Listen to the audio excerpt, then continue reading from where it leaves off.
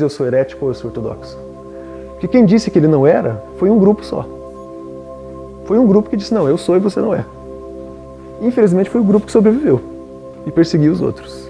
Tudo bem? Então, estamos claros nesse sentido, né? Então, esse é um primeiro olhar só para a gente conseguir romper com a ideia de que aquilo que nós conhecemos é o certo. É por isso que eu estou falando isso. Eu não estou querendo só atacar os ortodoxos, né? Estou falando isso para que vocês entendam que o que vocês consideram certo não é certo. O que vocês consideram certo é uma visão. Nem certa nem errada, é uma visão. De centenas de outras. Tudo bem? Sem contar que essa visão, né, também foi sendo muito alterada ao longo do tempo. Vocês vejam que pergunta simples e, eu diria assim, angustiante, né? A partir de quando outras pessoas, além do grupo da ortodoxia, teve acesso ou passou a ter acesso aos textos? A partir de quando, vocês acham? Quando foi feita a primeira impressão da Bíblia? Impressão mesmo. Em 1456. Então vocês vejam, diz que havia uma distância, né? Do século III, do século I, II, III, até 1456, só quem tinha acesso aos textos era esse grupo aqui. 1456.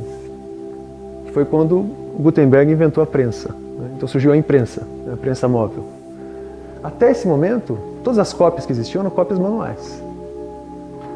Mas quem fazia as cópias? Quem fazia as cópias?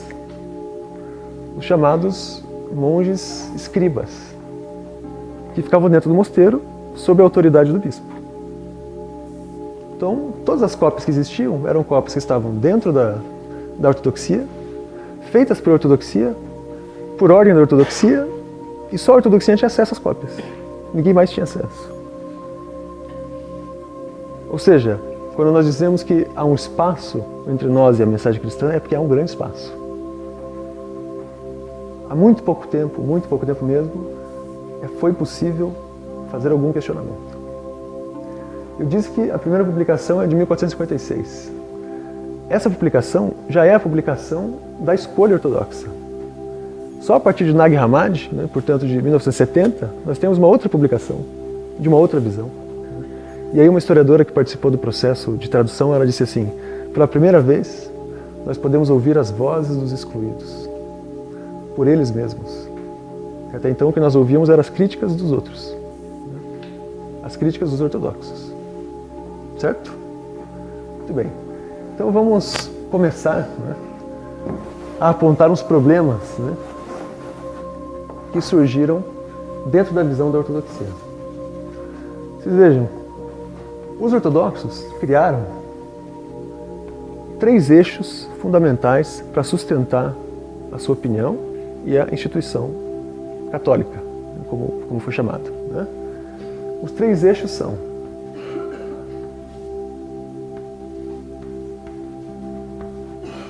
o credo, o clero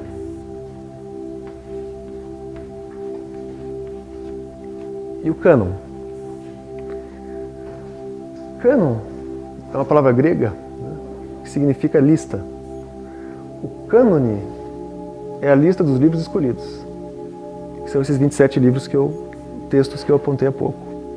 Então, o cânone é o texto escolhido, que passa a se tornar escritura, ou seja, são os textos sagrados.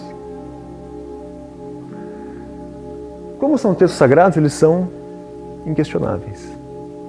E aqui nós temos um outro problema que não existia e passa a existir. Quando um grupo seleciona um texto e diz assim, esse texto é o cânone, ele transforma o texto em intocável. Então ninguém mais questiona o texto. Mas o texto é cheio de falhas, nós sabemos. Sabemos que o texto não só é cheio de falhas, como o texto é uma opinião só. Então quando você diz que o texto é inquestionável, você cria um congelamento das ideias. E isso aqui, esse processo que eu estou colocando, ele já começa a acontecer no ano de 90, 100. E ele se consolida ao longo de todo o século II e III. É muito rápido. É um processo de distorção muito rápido. Final do século I, século II, século III, já está consolidada a ortodoxia. E, com o cânon, o início do congelamento das ideias. Os bispos que formavam esse grupo aqui, eles diziam que a autoridade deles vinha de uma sucessão direta dos apóstolos. Por isso, não se podia questionar o cânon. Que seriam textos dos apóstolos, que não eram, né? E, portanto, você não toca nos apóstolos. E não toca nos sucessores dos apóstolos, somos nós, os bispos. Né? Ou seja, você congelou completamente a interpretação da mensagem cristã. Parou no tempo, congelou em uma fatia só.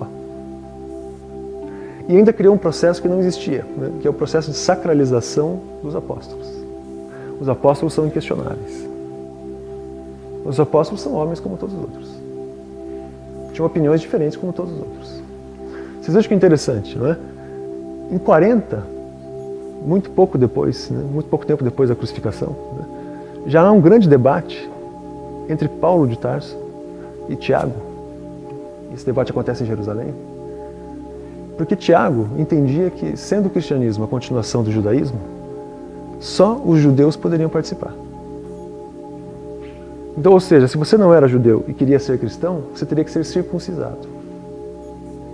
E além de ser circuncisado, você teria que seguir toda a dieta dos judeus e seguir toda a lei judaica.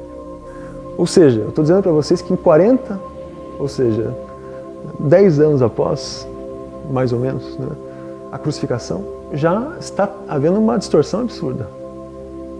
Uma mensagem que era para ser universal, já tem alguém querendo dizer que não, ela não é universal, ela é só dos judeus. Então vamos agradecer Paulo de Tarso, que foi ele que conseguiu fazer com que isso não acontecesse. A opinião de Paulo de Tarso foi outra, falou, não, é para todos a mensagem. Para todos. Qualquer um pode chegar até nós. Qualquer um pode ser cristão. Então é só para a gente começar a pensar que as distorções elas são inúmeras. É preciso ter um senso crítico para avaliá-las. Né? Então vejam, esses 3 eixos aqui, que foi criado por ortodoxia, né? O credo. O que é o credo? Né? É uma regra de fé. Uma regra de fé.